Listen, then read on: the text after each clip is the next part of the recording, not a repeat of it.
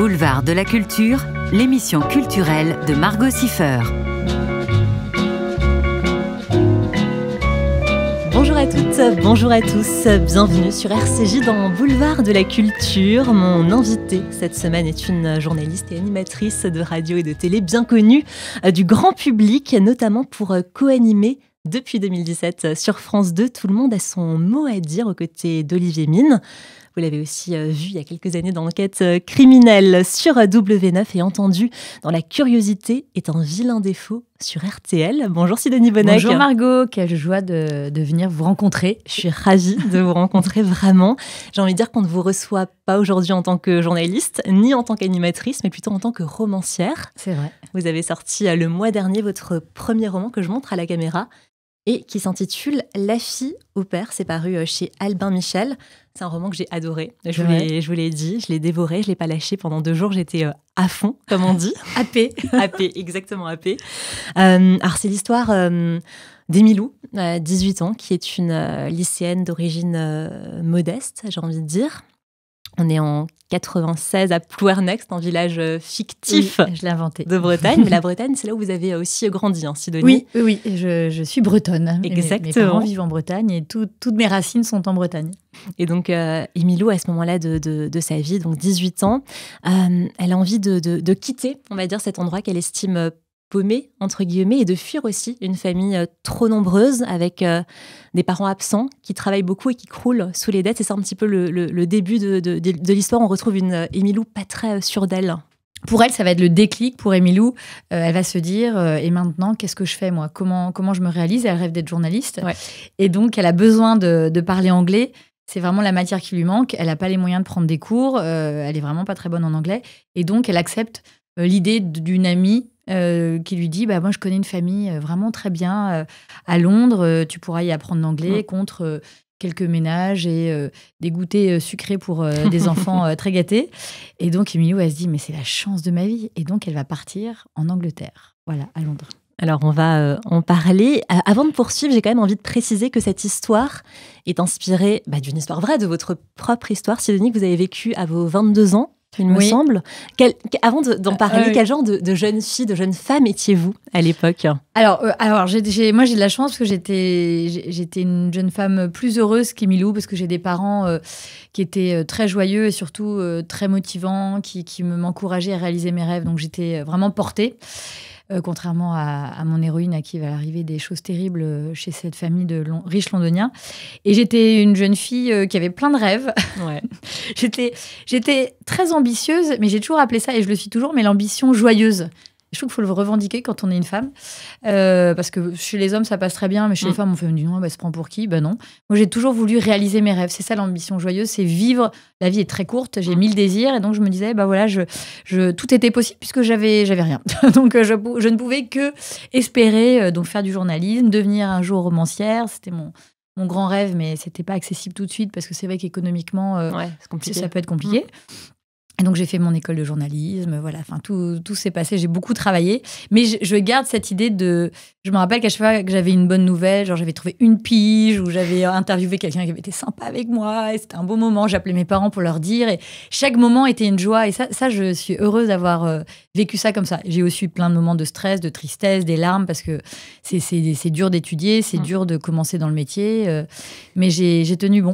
Donc, il y avait tout à construire, j'ai envie de dire, à l'époque. Il y avait tout à faire. Et Emilou parle d'elle comme d'une jeune femme blonde, fade, aux cheveux raides. Donc, c'est pas une définition très élogieuse. Elle n'a pas une haute estime d'elle-même à cette époque. Vous, comment vous vous situez par rapport à ça ? Vous aviez confiance en vous ? Pas du tout. Ouais. Non, mais malgré tout l'amour de mes parents, je me sentais pas très bien. J'étais très, très timide, ce qui a complètement changé depuis. C'est quoi le déclic ? Comment on fait pour vaincre la timidité finalement ? Alors, il y a eu un déclic. Il y a eu un jour. En fait, j'étais très timide. Il y a même certaines personnes qui disaient que j'étais transparente. Enfin, c'est des choses qui me faisaient souffrir. Ouais. Et parce que j'étais heureuse dans ma famille, peut-être un peu moins à l'école. Et un jour, j'ai déménagé. Ouais. Donc, j'ai changé. Je suis arrivée au lycée et je me suis dit, mais en fait, je réfléchissais à plein de choses. Et puis, je me disais, mais la vie, c'est ce qu'on en fait. Et si je décidais, comme dans toutes ces séries que j'adore, américaines, d'être populaire. Je me suis vraiment lancé un défi. Je me dis, allez, je vais m'habiller un peu plus cool, je vais lâcher mes cheveux, je vais faire une raie sur le côté. Enfin, je réfléchissais à des têtes d'artifice comme ça. Puis je vais aller plus vers les gens, être un peu plus ouverte. Ouais. Et quelques mois après, j'étais devenue une jeune femme populaire. Donc ça a porté ses fruits. Ça a porté ses fruits. Après, je suis restée moi-même. Hein. Franchement, j'ai pas joué la comédie. Mais j'avais dépassé. Je pense qu'en fait, je m'étais donné confiance toute seule. C'est ça. Voilà.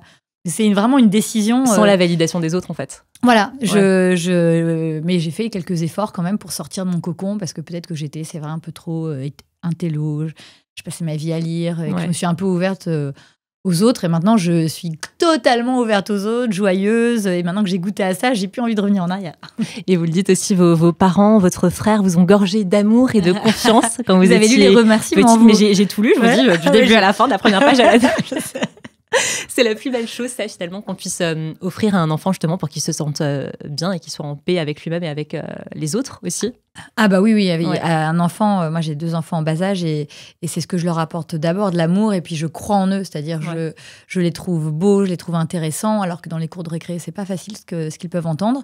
Et je les gorge de cet amour parce que c'est le plus beau cadeau qu'on a pu me faire, quoi. Ouais. Et Milou n'a pas eu cette chance, elle se sent transparente dans sa famille, elle n'a pas l'impression d'exister. Et vous parliez au début de l'interview de ce décès qu'elle a subi. Ça va agir encore plus fortement en elle, elle va encore plus se renfermer, alors même qu'elle est déjà enfermée, on le disait, dans cette ville qu'elle n'aime pas, dans une fin d'adolescence compliquée. En fait, le thème de l'enfermement qu'on retrouve tout au long du roman, et on va en parler, est déjà très présent dès les premières pages finalement de l'histoire. C'est vrai. En fait, c'est un roman noir à suspense psychologique. C'est un roman noir à suspense psychologique.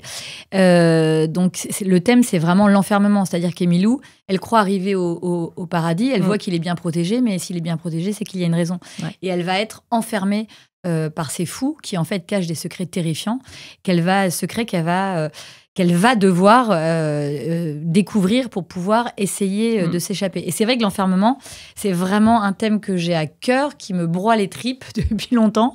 Mais je crois que ça m'inquiète surtout depuis cette expérience de fille au père, où j'ai senti que cette famille dans laquelle je suis arrivée à 22 ans, qui avait tout pour avoir l'air extraordinaire, était complètement dysfonctionnelle, que le père avait décidé de faire de moi sa maîtresse. Ouais. Et que c'était pas possible, c'était pas du tout mon projet. Et donc, il a eu un geste déplacé. Et à partir de ce geste, je me suis dit, maintenant, tu dois fuir. Et donc, j'ai inventé un mensonge. J'ai trouvé l'idée de lui dire que j'avais été prise finalement à une école de journalisme public. Donc, j'avais plus besoin de faire le stage, que c'était la chance de ma vie, il fallait que je rentre. Et j'ai annoncé ça à table, au dîner, devant sa femme, devant ses enfants. Donc, il était coincé. Ah, il n'avait pas trop le choix que je ne sais pas comment j'ai eu cette présence d'esprit, parce j'avais pas de téléphone portable, je parlais avec personne. Ma meilleure amie, c'était une fille au père qui s'appelle Christina d'ailleurs, qui est dans le roman, mais j'ai juste utilisé son prénom parce qu'elle avait une super famille. Mais elle était tchèque et moi j'étais française, on parlait un très mauvais anglais, donc on se parlait avec les yeux, avec les mains. Donc j'étais seule en fait. Mais j'ai eu cette présence d'esprit de trouver ce mensonge et de pouvoir fuir, alors que Emilou, elle ne peut pas fuir. Et d'ailleurs, c'est cet enfermement-là qui est resté comme une sidération, comme un traumatisme quelque part dans mon cerveau. J'y suis jamais revenue. J'y repensais de temps en temps. Je l'ai raconté anecdotiquement à des amis. Mais je pensais pas en faire un roman. Alors que j'écrivais beaucoup de nouvelles noires, donc j'aurais dû y penser. Mais c'était vraiment enfoui. Et puis, il y a 2 ans, je vois un film qui s'appelle Get Out de Jordan Peele, qui se passe vraiment à huis clos. Que j'ai adoré. J'ai adoré. Un garçon noir va se retrouver prisonnier de la famille blanche de sa petite amie. C'est bouleversant. Et en fait, ce huis clos, ça fait jaillir cette histoire de fille au père. Et je me suis dit, mais je vais l'écrire, c'est un roman, c'est mon histoire. Et là, j'ai inventé... Donc, le point de départ est réaliste, mais après, j'ai inventé toute une fiction avec une intrigue très serrée, beaucoup de rebondissements et des révélations terrifiantes. Alors, vous l'avez dit, vous écrivez depuis toujours, depuis toute petite, des nouvelles, mais aussi j'ai lu des poèmes, des chansons, tout y passe. Le fait d'écrire, c'est une chose, mais ensuite, il y a le fait de publier aussi ce roman. Pourquoi ce choix-là, finalement, de le publier, lui et pas un autre Parce qu'en fait, il s'est complètement imposé à moi. Il y a 2 ans, j'avais cette histoire en moi et je me suis dit, maintenant, elle doit sortir. Et maintenant, je veux l'écrire. Et en fait, il faut publier l'histoire qu'on aime, quoi. Et j'aimais cette histoire, j'aimais Emilou, j'avais envie de raconter son histoire. C'est un peu mon double, on va dire, mais mon double, il me ressemble un petit peu quand même, mais j'en ai fait un personnage de fiction, donc je vais beaucoup plus loin dans son portrait et dans ses tragédies. Mais et je me suis dit, pour moi, c'était une évidence de le publier. est-ce que je vais oser raconter ça?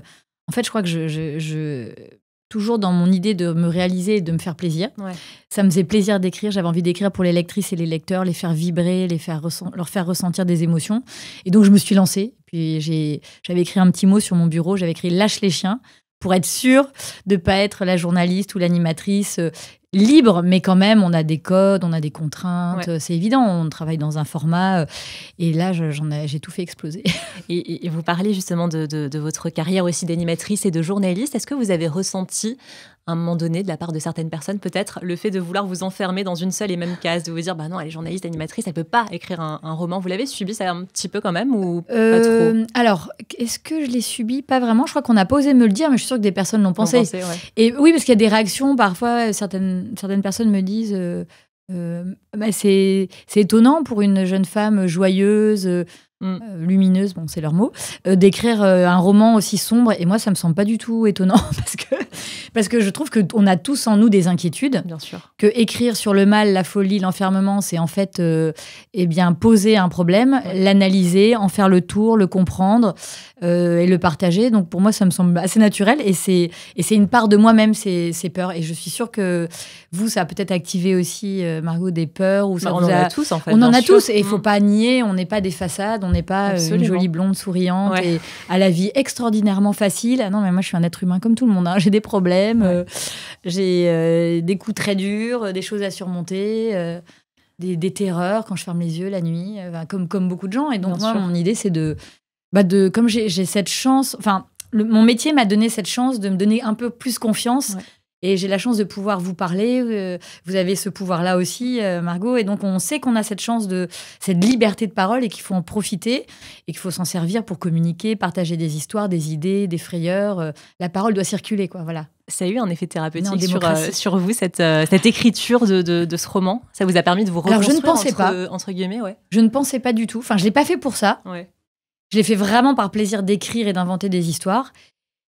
Et mais en fait, oui. Ça a eu, en fait, les deux vertus thérapeutiques, c'est la première, c'est que je pense quand même si c'est pas très conscient, que libérer cette jeune fille qui a été un peu traumatisée en moi, évidemment, ça me soulage parce que maintenant, elle est dans un livre. C'est ça. Et je l'ai raconté, voilà. J'ai pointé les pourris, comme je dis au roman. Je dédie ce roman aux pourris, ils savent pourquoi. Donc, voilà. Et la deuxième vertu thérapeutique, c'est que je réalise un des plus grands rêves de ma vie, qui était d'écrire un roman. Et donc ça fait du bien. On se sent vraiment légère quand on réalise une envie et qu'on passe à l'action.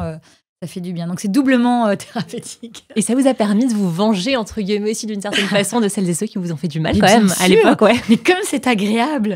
Et moi, j'aime bien l'idée de dire aux pourris, voilà, on vous voit, on sait comment vous agissez et on va le décrire. Et ça n'arrivera plus à nombre de filles au père, à nombre de filles coincées. Ça peut être au travail, dans la vie de couple. Il y a plein d'occasions d'être enfermées. Pour les femmes, je me suis trouvé cette petite phrase que je mets parfois en dédicace, que j'ai inventée. Il y a 1000 façons d'enfermer une femme. Pour une femme, il y a 1000 façons d'être enfermée et souvent qu'une seule de s'échapper. Et ce qu'il faut retenir, c'est qu'il y en a une quand même. Ouais. Et donc, il faut toujours essayer de s'échapper. Et parce qu'il y a l'enfermement à la fois physique, cette interdiction, on va dire, implicite de quitter la résidence ultra sécurisée. Je parle de vous, mais je parle aussi d'Emilou, évidemment, dans le roman. Et l'enfermement aussi psychologique. Elle n'a personne à qui parler, encore une fois, de tout ce qui lui arrive, de tout ce qu'elle voit, de tout ce qu'elle entend, en fait. Oui, c'est vrai que c'est un double enfermement. Elle est dans cette résidence, Hayden Grove. C'est la résidence dans laquelle j'étais enfermée. Elle ne s'appelait pas comme ça. Mais c'est très loin du métro. Il n'y a pas de trottoir. Donc, on dit qu'il n'y a pas de piétons. Il n'y a que des gens en voiture, avec des belles voitures. Et c'est caché derrière des arbres et verrouillé par une immense grille. Et on ne sait pas comment sortir. On n'a pas de bip. Il n'y a que les gens motorisés et les parents qui peuvent sortir de cette résidence. Donc, Emilou, elle est totalement enfermée. Si elle essaye de sortir, on la ramène à l'intérieur. En fait, c'est très étonnant, cet enfermement. Alors, moi, je l'ai vécu, mais je pouvais sortir, mais j'avais aucune raison de sortir, puisque il ne me donnait pas assez d'argent. Ouais. Donc, je ne pouvais pas... j'avais même pas l'envie de sortir, parce que je n'avais même pas l'argent pour aller à Londres. Donc, j'étais coincée fatalement. Et surtout, il me donnait tellement de tâches ménagères que et moi, je voulais tellement réviser mes concours de journalisme et apprendre l'anglais que j'étais coincée. Je travaillais 12 heures par jour et j'étais fatiguée. Et cette fatigue que Emilou vit, mais pour aussi d'autres raisons, pour les lectrices et lecteurs, et vos auditrices et auditeurs découvriront ça dans le roman. Mais moi, je l'ai vécu. Cette fatigue collante où on sait pas, on sait plus ce qu'on fait là, mais bon, il faut tenir. On a promis d'y rester. C'est ça. 9 mois, 10 mois, mais quel cauchemar, quoi. Rien qu'en vous en parlant, je me revois encore dans cette maison en train de regarder par les beaux windows et me dire, mais comment je vais pouvoir... mais comment ça va se terminer, cette histoire ? Et c'est vrai qu'Émilou déchante aussi, parce qu'elle se dit en arrivant qu'elle va s'occuper des enfants. Donc, Lewis, 10 ans, Simon, 2 ans. Et en fait, non, il y a le linge avec effectivement les tâches qui s'accumulent, le linge aussi qui s'accumule. Et puis, elle se rend compte qu'il y a des choses étranges qui se passent, quoi. Le Lewis qui est en... On va pas trop en dévoiler, mais Lewis qui est en béquille, quand même, son état se dégrade. On lui avait jamais dit qu'il y avait un enfant malade. Absolument. Et personne ne lui en parle. C'est ça, il y a un vrai silence autour de cette question. Ça, c'est un enfermement aussi. Exactement. Ouais. Il y a le petit Simon qui a une tache brune derrière l'oreille qui apparaît, disparaît. La religion mystérieuse aussi des parents. Et puis encore une fois, le fait qu'Émilou se sente épiée, fatiguée, à bout de force. Donc elle se rend compte finalement que ce n'est pas une famille qui a l'air si heureuse, si idéale. Elle se cache en fait derrière des faux semblants. Il y a une duplicité aussi, c'est ça que vous vouliez montrer. Ah oui, ça c'est l'enfermement et la duplicité. Ça c'est un thème aussi qui me passionne, la duplicité, parce qu'il m'effraie aussi. Les gens faux, les gens doubles, oui, c'est ça. Les gens, on en croise, on en a tous croisé, on a tous eu une expérience terrible, que ce soit un proche, une amie, une personne au travail, un amoureux. Et ça, pour moi, c'est vraiment horrifiant. C'est-à-dire, vous donnez votre confiance à quelqu'un qui fait un peu semblant de vous aimer et qui a tout un autre monde dans sa tête. Et puis un jour, il vous lâche et enfin, vous découvrez son vrai visage. Et donc, il y a beaucoup de duplicité dans ce roman. Je travaille beaucoup sur cette notion parce que, pareil, c'est une manière de d'épingler ce défaut, on peut le dire, et de mieux le comprendre, de le mettre à distance. Mais c'est vrai qu'en fait, elle croit vraiment arriver au paradis. La mère, elle a un brushing magnifique. Elle est souriante, ses cheveux tombent bien. C'est absolument énervant parce qu'elle a les mêmes cheveux que moi, c'est-à-dire des cheveux blonds, un peu plats. Ça va jamais. Regardez, avant d'arriver en interview, je suis allée me recoiffer. Je me suis recoiffée. J'avais une bosse. Bon, bref, ça n'allait pas. Il n'y a que vous qui l'avez vu, cette bosse entre nous. Bon. Et bien là, Monica, à Londres, elle est parfaite. Ses cheveux tombent bien. Elle n'a pas besoin de travailler, elle est ultra riche. Non, mais quel aussi. ennui. Pourtant, elle s'ennuie. Elle a trop de travail, elle est débordée, elle n'en peut plus. Et puis James est magnifique, il est chaleureux, le père de famille. Grand avocat. C'est vraiment c'est un couple de rêve. Émilou, elle va vraiment changer de monde, apprendre des choses. En plus, il la valorise beaucoup. Exactement. Grande journaliste, future grande journaliste pour eux. Voilà, il lui dit ça. Et en fait, tout ça, c'est des stratégies aussi d'emprise. Bien sûr. Et donc, je me suis vraiment amusée, quoi. L'enfermement, la duplicité, l'emprise, le deuil aussi, parce que c'est une question qui me taraude beaucoup, comme beaucoup d'entre nous. Et puis le courage aussi, parce que Émilou, elle va avoir le courage de se battre. On ne sait pas si elle va s'en sortir et comment, mais elle a un courage fou. Et j'aime bien ces femmes qui ont l'air de petites choses et qui vont totalement sortir d'elles-mêmes, parce que moi, je suis convaincue qu'on peut toutes sortir de nous-mêmes d'une manière ou d'une autre, même si c'est beaucoup plus difficile pour certaines femmes. Et j'ai envie de dire que même au départ, en fuyant la Bretagne pour l'Angleterre, avec une constante météorologie quand même, on va pas se mentir, elle a aussi le courage finalement de fuir, j'ai envie de dire, sa famille, on le disait, mais aussi de vouloir s'en sortir et de se présenter différemment. En fait, pour elle, c'est une façon de repartir de zéro et de fuir son milieu social. Elle se dit qu'elle va devenir, elle aussi, peut-être riche, connue. Complètement. Elle a ces rêves fous, en fait, qu'on peut avoir à la fin de l'adolescence. C'est vrai, cette famille, c'est un miroir, c'est un échappatoire. Elle se dit, est-ce que moi aussi, j'aurais un beau sac comme ça ? Est-ce que je serais bien coiffée un jour ? Est-ce que j'ai un mari qui m'aimera comme ça, qui m'admirera ? Est-ce que j'aurai une belle voiture, un beau métier ? Est-ce que je serai en sécurité ? Elle projette tout ça sur cette famille. Et en fait, c'est aussi le roman de la désillusion. Mais c'est pas forcément du désenchantement sans retour. C'est-à-dire, on doit faire le deuil de certains rêves, mais il y en a d'autres qui s'ouvrent et une autre réalité, et on prend conscience de d'autres choses. Donc, c'est faux. Quand on vit comme ça un échec, c'est pas la vie qui est foutue. Non. C'est cette petite expérience, elle n'a pas fonctionné. Mais donc, je dois être armée et plus faire confiance comme ça aveuglément à des gens qui sont beaux en vitrine. Souvent, ils se cachent quelque chose derrière. Mais ça arme et ça permet de continuer un autre chemin et d'être plus forte. Moi, ça m'a rendue plus forte. Ça m'a rendue plus forte parce que dans mon métier, dans ma vie de professionnelle, j'ai rencontré quelques personnes qui ont eu des comportements très déplaisants envers moi, que ce soit des hommes et des femmes. Et grâce à ça, j'ai su me défendre. J'ai su dénoncer certaines personnes ou dire stop à certaines personnes de manière très ferme, parce que j'avais vécu ça déjà tellement fortement à 22 ans et que j'avais réussi à m'en sortir.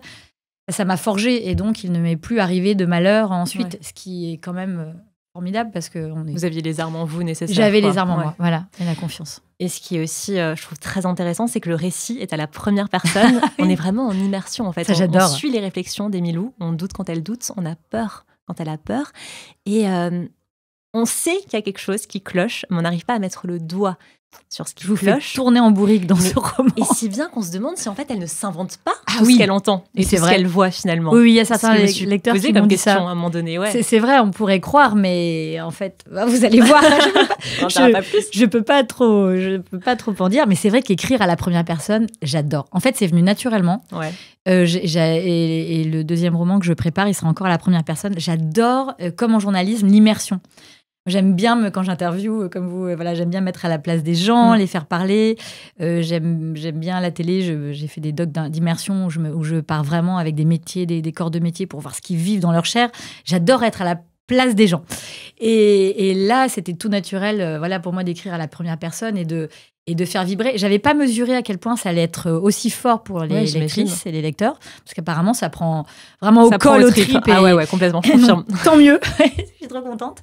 Mais là, pour le moment, je ne peux pas écrire à une autre personne qu'à la première personne, parce que aussi, je pense que je mets un peu de moi, un peu de mes trouilles, mes émotions. Je vais vraiment racler au fond. C'est ça, écrire, j'ai découvert, c'est que ça se rapporte toujours à cette phrase aussi, lâcher les chiens, c'est que pour écrire, je pense, un roman qui va toucher, il faut aller racler toutes les émotions, des choses qu'on n'ose pas dire, des choses dont on a un peu honte, il faut aller chercher toutes ces émotions et les mettre, parce que c'est ça qui fait un roman qui secoue, quoi. Si c'est pour être lisse, j'avais pas envie de faire un roman lisse. Et donc il y a un peu de vous le dites dans Emilou. Est-ce que vous aussi à l'époque, sans rentrer peut-être dans les détails où vouloir être trop intrusive, mais vous avez aussi finalement connu un deuil similaire qu'Emilou? Oui, en fait, j'ai aussi... c'est vrai que j'en parle jamais, mais puisque vous me posez la question, je ne peux pas vous mentir. Mais donc, ce livre est dédié à Morgane, elle sait pourquoi, et aux pourris, ils savent pourquoi. Et donc, Morgane, qui porte un autre nom, qui est mon personnage, mais qui porte un autre nom dans ma vie à moi, était une amie, ma meilleure amie, ma sœur. Et en fait, elle est... je l'ai perdue, elle s'est suicidée, et c'était horrifiant. Donc ça, c'était aussi une peine absolument infinie, que j'ai eu beaucoup de mal à surmonter, comme toutes les personnes qui perdent un proche. J'ai mis des années, et d'ailleurs, aujourd'hui, j'ai moins de peine, mais elle est toujours avec moi. Et vous voyez, j'ai écrit un roman, et elle est encore avec moi, parce que c'était une personne merveilleuse, et on vit avec nos fantômes, et moi, j'aime bien vivre avec mes fantômes, ne pas les oublier. Et donc, elle a un rôle très important dans le roman, vous allez voir. Et c'était une façon aussi, j'imagine, de lui rendre hommage, ce roman-là, du coup. Bah oui, j'avais envie qu'elle soit là. On a fait des études de lettres, enfin moi de lettres, elle d'histoire, et on a vécu ensemble, et elle savait que elle a lu mes premières nouvelles, et elle savait que je voulais devenir romancière, que c'était mon rêve. Et donc, elle est toujours avec moi, et en plus, elle est dans mon premier roman. Et c'est une manière de la voir toujours à mes côtés. Ouais. Voilà. Et qu'on la découvre aussi, parce que c'était une personne formidable. Et vous avez dit apprendre à vivre avec ses morts. Et Emilou aussi, dans le roman, au départ, ce fantôme-là, j'ai envie de dire, va la hanter. Elle ne va plus endormir la nuit, elle va faire des cauchemars. Et finalement, elle va réussir à apprivoiser, entre guillemets, presque cette mort, ce décès, ce fantôme. Elle va être limite plus proche de ce fantôme qu'elle n'était proche de la personne dans la vraie vie. Vous êtes d'accord avec cette vision-là que j'ai eue au fil des pages? Je pense qu'elle est aussi proche, mais c'est vrai que comme je décris plus Morgane décédée que Morgane vivante, ça vous donne cette impression. Ouais. Mais dans ma tête, pour moi, elle est aussi proche. Mais c'est vrai que quand on perd quelqu'un, et dont Emilou et puis moi et puis beaucoup d'entre vous qui nous écoutez, et ben cette personne, elle prend une place folle, et elle prend encore plus de place. C'est ça. Parce que l'absence, c'est un manque, mais c'est pas un trou. C'est au contraire, c'est envahissant, le manque, c'est débordant, donc elle non, vous aviez raison. Elle prend, voilà, vous voyez, tant que je comprenne, elle prend en effet une place énorme, une place énorme, et donc une personne disparue comme ça, elle peut, c'est un manque, c'est une souffrance, mais c'est aussi une aide. Et puis c'est quelqu'un à qui on pense quand on a fait des choses bien, on lui dit tu vois, t'aurais été fière. Enfin voilà, bien sûr, c'est comme une meilleure amie, mais qui serait là d'une autre manière. Ouais.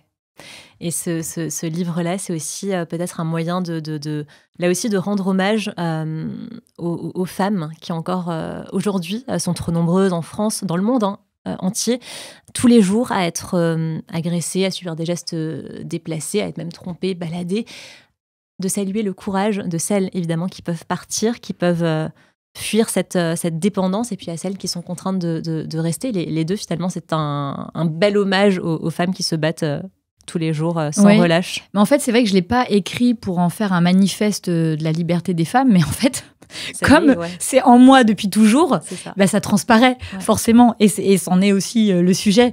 Et donc, bien sûr, ce que j'ai vécu et ce que vit Émilou, une jeune fille utilisée parce qu'elle vient d'un milieu modeste, donc ces gens riches et sans foi ni loi le savent que c'est une faille. Et donc, ils vont s'en servir pour la rendre esclave de leur mode de vie, de leurs désirs. Et donc, c'est insupportable, c'est inacceptable. Et moi, je ne l'ai jamais accepté. Mes parents m'ont poussé à ne jamais l'accepter. Et aujourd'hui encore, moi, je tends la main aux gens, à des collègues, à des amis. On n'accepte pas ça. On se serre les coudes, on est très forte et puis on parle. C'est pour ça qu'il faut écrire, il faut parler, il faut discuter. La honte, elle est de l'autre côté, elle n'est pas du côté des victimes. Et plus on parle, et plus cette honte, elle disparaît. Et on va se sentir très forte et être les êtres humains qu'on mérite d'être, c'est-à-dire libres et respectés. Et vous avez eu des retours justement de femmes qui ont peut-être lu ce livre et qui vous remercient aussi de mettre des mots sur leurs mots. Oui, c'est vrai. Ouais, j'ai eu pas mal de retours sur les réseaux sociaux. Je discute toute la journée, une grande partie de la journée avec des lectrices. Et il y a beaucoup de lecteurs aussi, mais des lectrices qui me parlent de ça et qui me disent merci.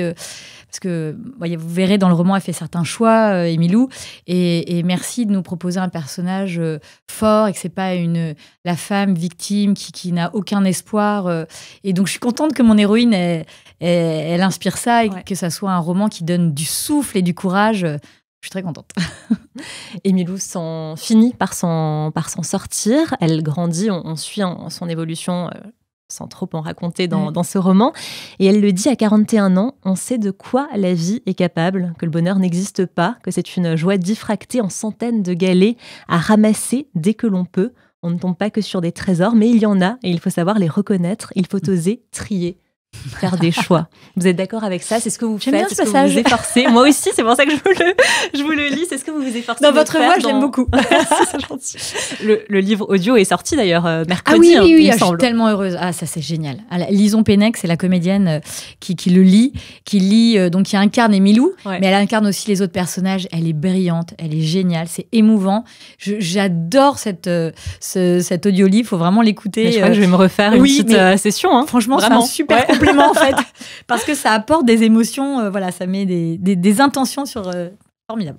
Et donc cette citation, est-ce que vous êtes d'accord? Enfin, est-ce que vous êtes d'accord? Vous l'appliquez en tout cas dans votre vie? Bien sûr, c'est ce que je ressens en fait. On a des rêves aussi quand on est jeune fille. On se dit que le bonheur, il doit être entier. Il n'y a pas d'accro. On rêve d'un garçon ou d'une fille parfaite pour partager sa vie. Il n'y aura aucun problème. Puis après, quand il y a des accros, on ne comprend pas.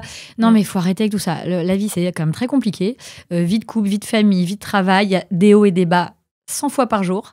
Donc, il faut être armé. Et moi, j'étais pas super armée quand même pour ça. J'avais un peu je pensais que toute ma vie allait être un peu parfaite. Donc, même aujourd'hui, mère de famille, il y a des jours, on se réveille.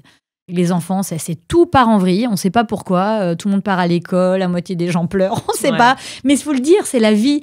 On est des humains, on a des humeurs. Et il faut composer avec ça et pas s'effondrer. Et donc, j'ai compris, mais j'ai compris un peu tard, donc je le partage avec les plus jeunes d'entre vous, que c'est normal, il faut accepter tous ces petits obstacles, ça vous met pas par terre. Il y a toujours un sourire, un café avec quelqu'un, une bonne rencontre comme nous deux, voilà. Il y a toujours quelque chose dans la vie qui va, dans la journée même, qui peut vous faire passer cette souffrance. Et donc, c'est ça le bonheur, c'est le moment qu'on vit là, toutes les deux. L'instant présent. C'est l'instant présent et ces petits galets qu'on ramasse. Il n'y en a pas 50 par jour. Déjà, s'il y en a un, c'est super.